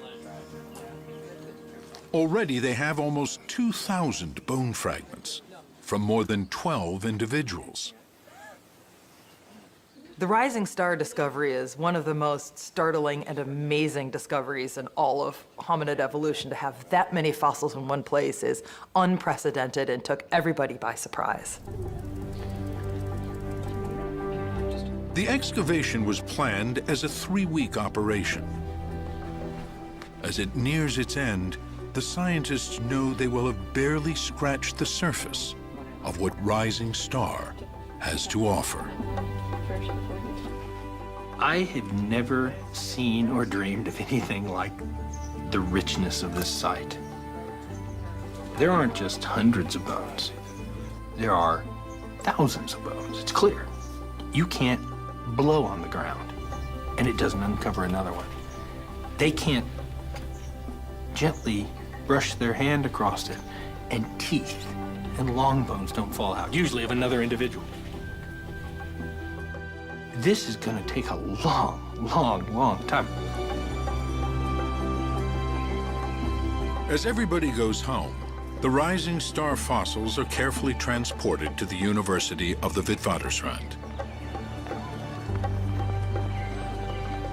It was here, 90 years ago, that Raymond Dart sparked a firestorm by declaring that the dawn of humanity was in Africa. It seems fitting that it is here, too, that the mysterious early humans of Rising Star will begin to tell their story. At a symposium 6 months after the excavation, researchers meet for an intensive analysis of the fossil material.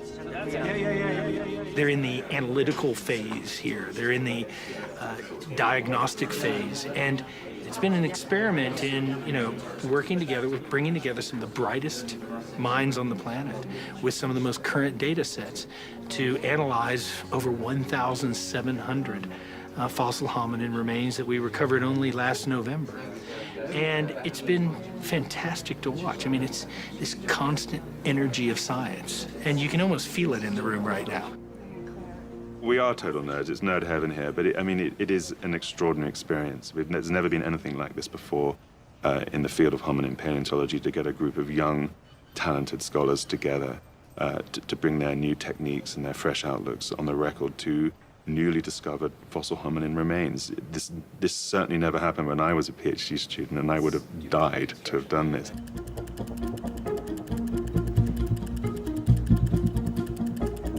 As the analysis goes on, the bones from the Rising Star Cave are finally ready to be presented to the world. We've got a new species of early human in the genus Homo, and that's tremendously exciting. We've never had anything in that transition period between the late Australopiths and the earliest members of our genus in any kind of abundance, and boy, we have it in abundance now. To members of the team, the fossils suggest a creature unlike anything ever found before. We're looking at creatures that are human-like in their feet, human-like in their hands, human-like in their teeth. Everything that interacts directly with the environment is Homo. And everything that's sort of central, the trunk, the architecture of the vertebral column, the brain, those sorts of things are more primitive. It's like evolution is crafting us from the outside in. We've called the species Homo naledi. Naledi means star in Sotho, and we've called the chamber that the fossils come from, that still has fantastic fossils to be found, the Dinaledi chamber, which means the chamber of stars. Homo naledi is a strange mosaic of ape and human. small-brained and small-bodied, with chimp-like arms, but with human hands, teeth, small brows, and long legs. Probably a long-distance walker. Naledi is a surprise in very many ways. It's got an incredibly tiny brain, a brain that's more than a third as small as a modern human's brain is. Yet it's clear when you look at the cranial shape, the dentition, the legs, particularly the feet and even the hands, that this thing is part of our genus. Here are creatures on the cusp of becoming human, but still very close to the Australopith world. It makes the question of how they got into the cave even more intriguing. It looks like they got in there because somebody put them there. Now, if we say that, you have to understand that's a very controversial thing to say. And so we approach it very conservatively. We can show that there's no signs of predation. We can show that there's no predator that accumulates only hominins in this way. We can show that they didn't all get there at once. We can show that there's not a flow of material into the chamber. And that's where we leave it scientifically. You know, we can say the best hypothesis we can come up with is they were put there. If this is true, its implications are far-reaching.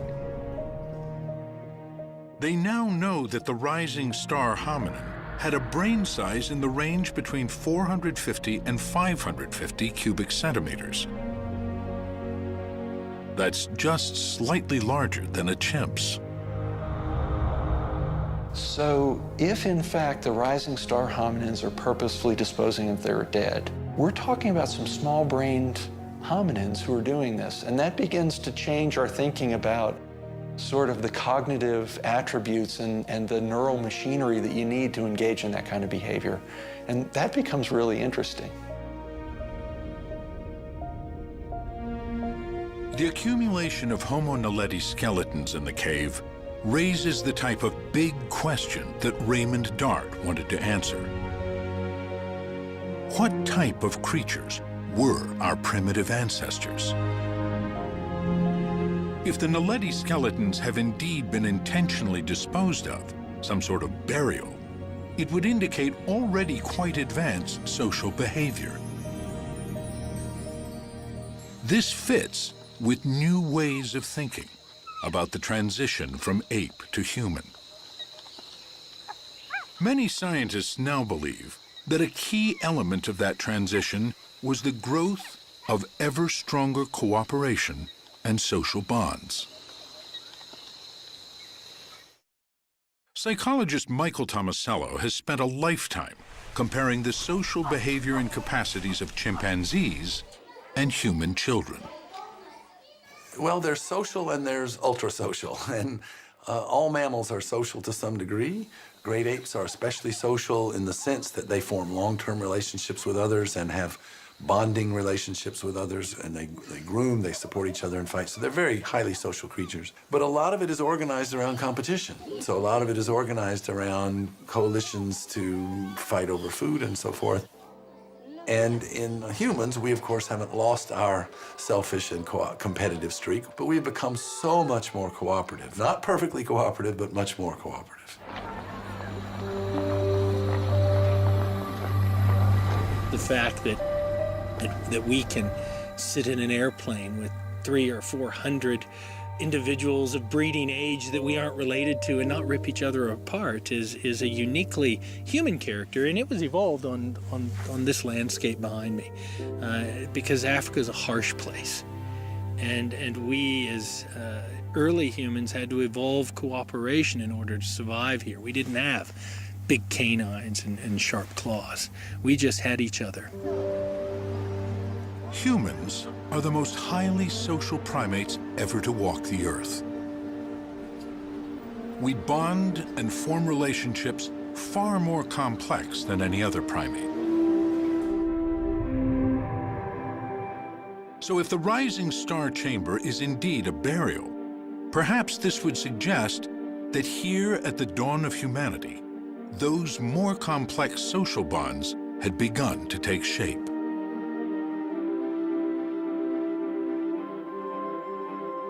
This possibility will generate fierce debate as other scientists weigh in.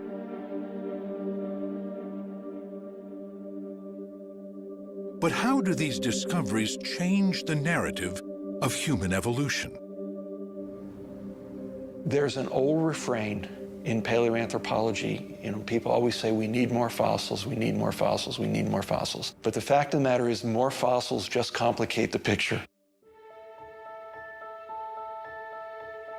One compelling question to be answered is, where do these new fossil ancestors fall on our family tree?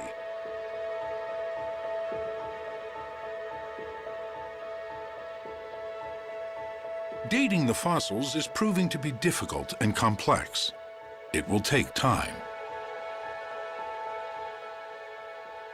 The thing that's hard about it is we don't know how old those fossils are. And we can tell what they look like because we have so many of them. But if they're 3,000 years old, or if they're 3 million years old, it's going to mean a very different thing for how it changes our understanding of human evolution. Because we have a date, things are a little clearer with the Malapa finds. At 1.97 million years old, most scientists believe Sediba is too late to be a direct ancestor of ours. Our genus Homo was already established by the time Sediba came along. But even if Sediba is not our direct ancestor, it does show there were many different types of primitive ancestors living together at the same time. Okay, yeah, keep on. The quality of the material that Lee is uncovering is really phenomenal. Sediba shows that we had more than 2 or 3 species in South Africa 1.9 million years ago. It's a very interesting find. It shows that there were diversity. It's a beautiful material, but I don't think that Sediba was ancestral to our genus Homo. Whether or not they are our direct ancestors, the fossils at Malapa and Rising Star point us toward a new way of thinking about human evolution. We have a strong tendency to want to draw simple lines between species and make nice family trees. And we have to understand that that's our need, that's our desire, that's not necessarily the way that nature works. It's very natural to think about human evolution as a sort of family tree in deep time.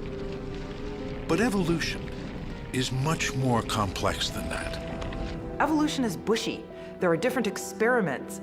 Populations try different adaptations. They try different ways of being about the world. Paleoanthropologists talk about the bushiness of human evolution as a metaphor for the many types of early hominins and the difficulty of knowing which one led to us. But even that metaphor may not do justice to the way evolution works. Nature is messy, nature is complicated, nature does not really respect our desire to put fossils into neat bins and to sort of name nice, neat species. Both Sediba and Naledi have a mosaic of Australopith and Homo features. They seem to show that at the dawn of humanity, there were multiple evolutionary experiments with small-bodied, small-brained, upright walking apes.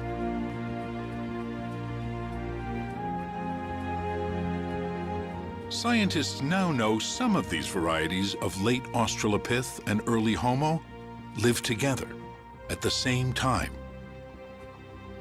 And some of them may have been interbreeding. These aren't fully formed species, and there's a lot of interbreeding between these groups. Some adaptive features are evolving in one group, other adaptive features are evolving in other groups, and by interbreeding, those are coming together. And if that's the case, we may never be able to draw neat lines between any of these groups and later Homo. Perhaps now we need a new metaphor to help us understand our evolution. One that expresses better the dynamic and fluid nature of it. Now, perhaps the best metaphor is a braided stream.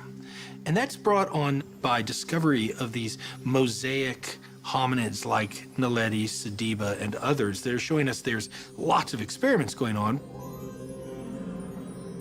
Some of these evolutionary experiments died out. Others came together and interbred. The ebb and flow of genes through these groups was probably so complex that we may have to give up hope of discovering a simple linear evolution. So imagine in your mind a glacier in the top of a valley, and what happens is as it melts, it creates many, many rivulets, and some of them are large and some are small, and they all move off down the valley. And almost inevitably, at the end of that valley is going to be a lake, of which some, maybe the majority, but not all, are contributing to. I think we have to begin looking at these species we're finding as almost individual channels in a braided stream. It's clear they have something to do with the end population, and that's us, the billions of human beings alive today. But it's hard to tell which one's the most responsible for us being here. The new finds on the plains of South Africa are adding a vital new chapter to the story of our origins. The tantalizing gap in the fossil record at the beginning of our genus is being slowly filled in.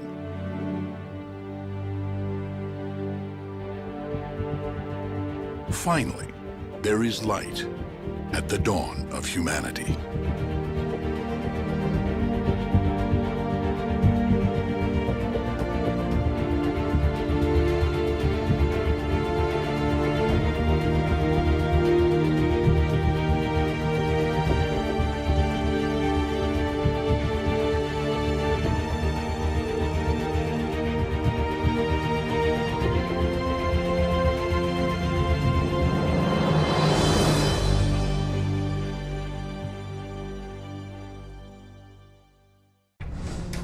The investigation continues online in NOVA's Evolution Lab. What does natural selection have to do with how we got here? How are you connected to all life on Earth? Build a tree and find out at pbs.org/nova/labs. Also, watch original video shorts, explore in-depth reporting, and dive into interactives. Find us at pbs.org/nova. Follow us on Facebook and Twitter.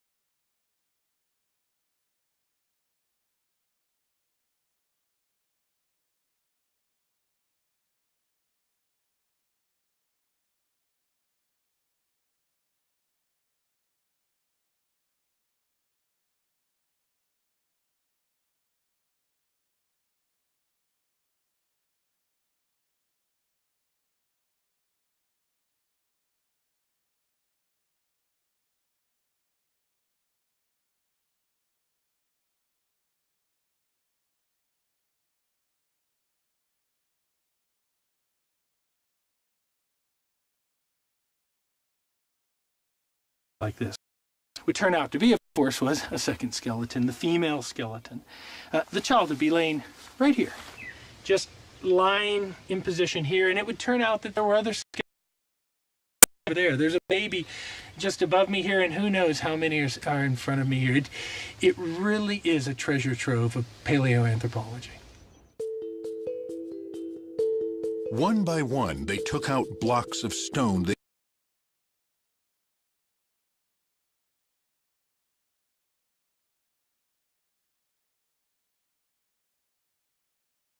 Witwatersrand.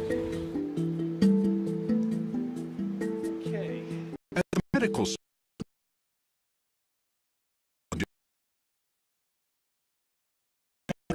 allowing the scientists to peer inside.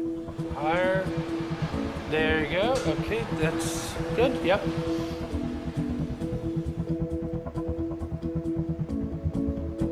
What one of those blocks revealed was stunning. A slice came through, and you could see an entire skull.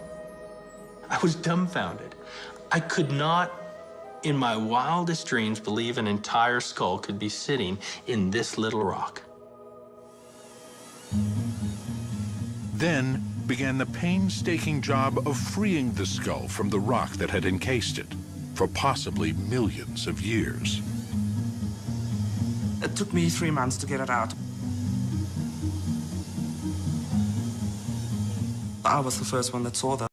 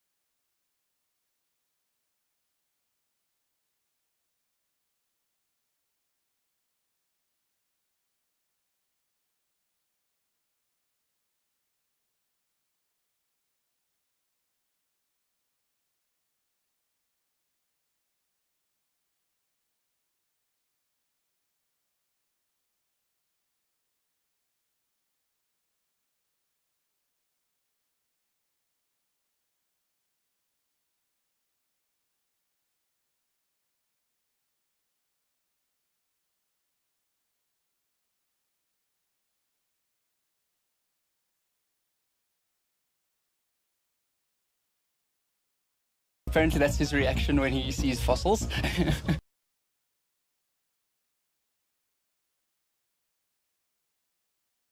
Mandible of what was clearly an early hominin.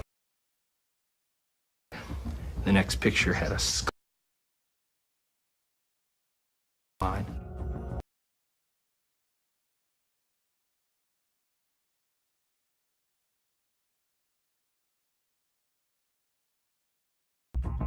I was a bit in shock.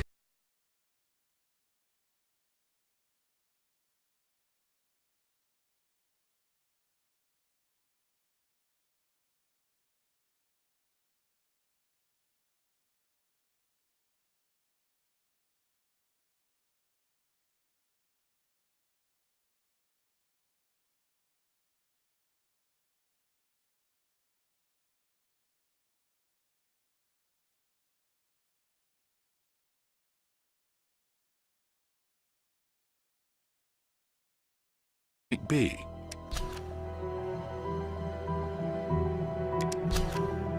From what he could see, Lee thought it was a single individual. Practice at the other end of a football field, I would probably call 911 and say, oh, there's a wild man here and, you know, somebody should put some clothes on him. So what went on in the transition from Australopithecus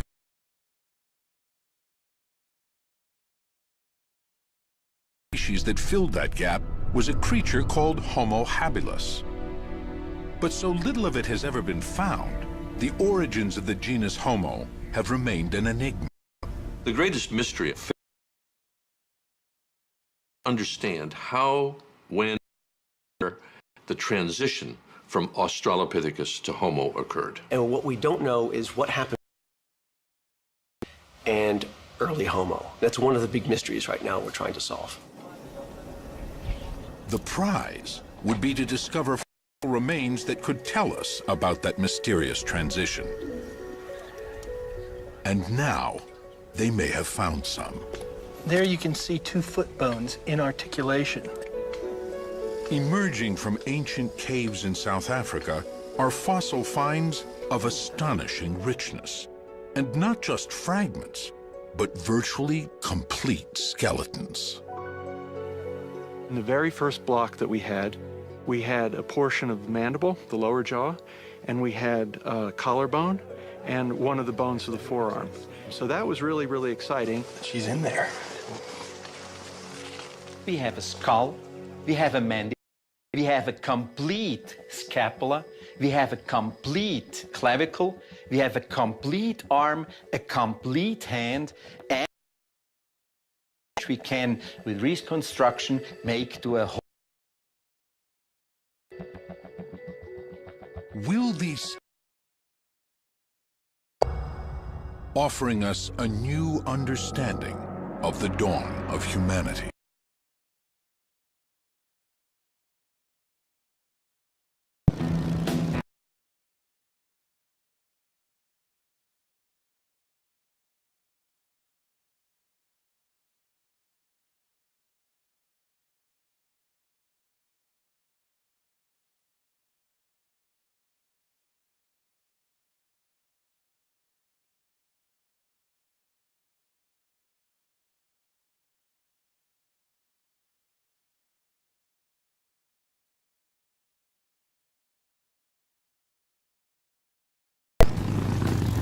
Pedro Boshoff came into my office and said, you know, I need work, I need to, and I have the same belief as you that there's more out there. Lee Berger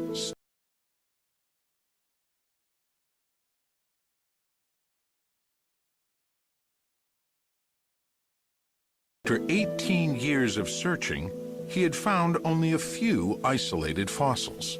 That's not unusual in the field of paleoanthropology. These are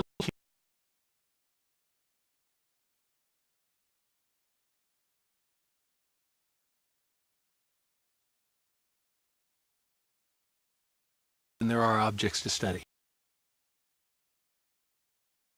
We'll never find a single piece of one of these early humans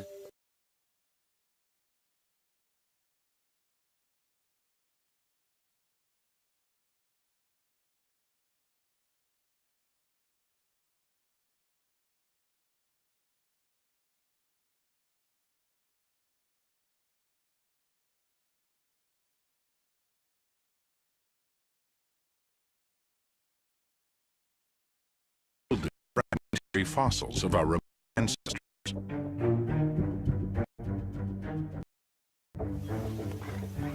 Lee was convinced there were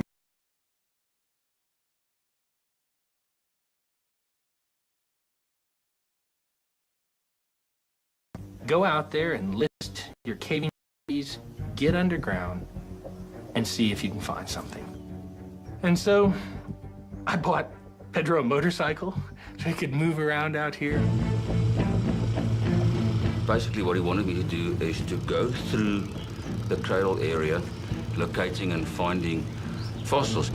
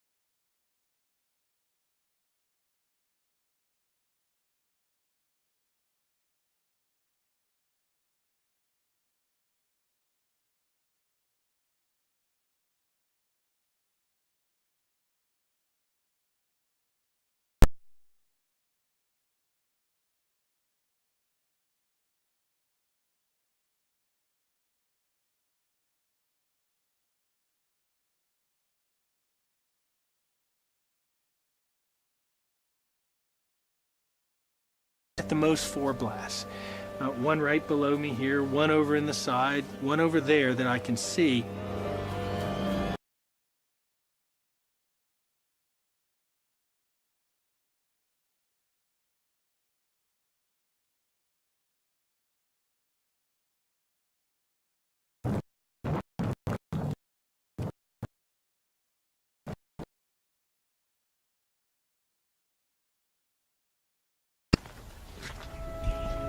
Then, for some reason, the miners never collected the blocks of lime and left the blast hole largely untouched. I'm not sure why they did that, but what they did do in that process was expose of these remarkable skeletons. They damaged it just enough so we could find this.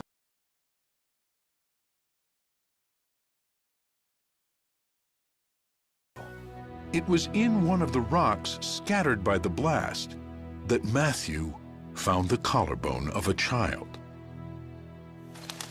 But that was just the beginning. The hole where the miners planted the dynamite would soon yield so much more. It was only once I had the permit. What makes us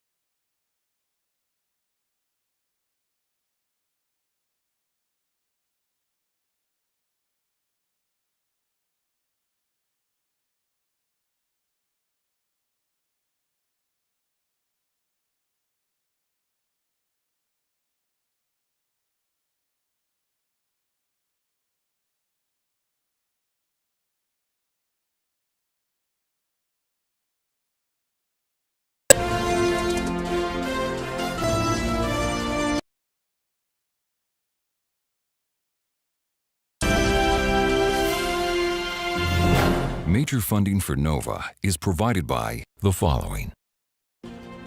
The David H. Koch Fund for Science, supporting NOVA and promoting public understanding of science.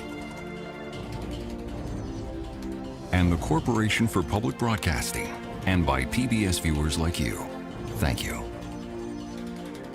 And Millicent Bell, through the Millicent and Eugene Bell Foundation. Additional funding from Roger and Vicki Sant.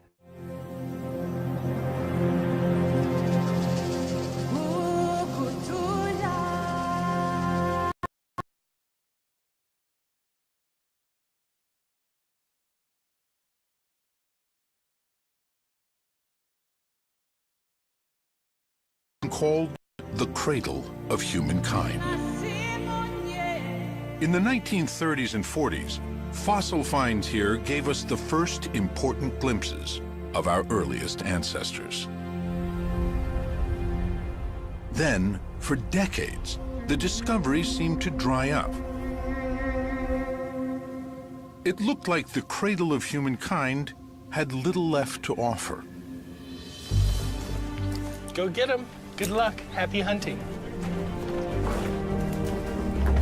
But now, from deep caves in the cradle come two new discoveries that could reshape the understanding of our ancient past. What is it? It has teeth. It's so solid. There aren't just hundreds of bones. There are thousands of bones. I had never seen or dreamed of anything like the richness of this site. Bones that may end up illuminating a critical million-year period in our evolution that has long been a mystery. There's a big gap in the fossil record with only a few little fragments. The fossil record suggests that in that gap lies the dawn of humanity, the birth of the genus Homo. It's perhaps the least understood and most important episode in our evolution. Before it was the world of Australopithecus, an ape-like creature with a tiny brain. Lucy is the poster child for the Australopiths. She walked upright, but belonged to the world of the apes. If I were to see an Australopithecus at the end of a football field, I would probably call the zoo and say, hey, an ape has escaped. The upper part of the body in Australopithecus is in general very apish. Go down, look at the pelvis, very human-like. An Australopithecus is sort of like a bipedal ape. If you went back in time and saw them walking around the savannah, you would see animals that stood up and walked like we do, but they would have been smaller in body size. Their brains wouldn't have been as big, so their heads would have looked smaller. Their jaws and teeth were very large. The fossil record suggests that somewhere between 2 and 3 million years ago, these ape-like Australopiths evolved into the first recognizably human species, Homo erectus. They have big brains and small faces, adaptations for using tools. If I were to see, say, Homo erectus,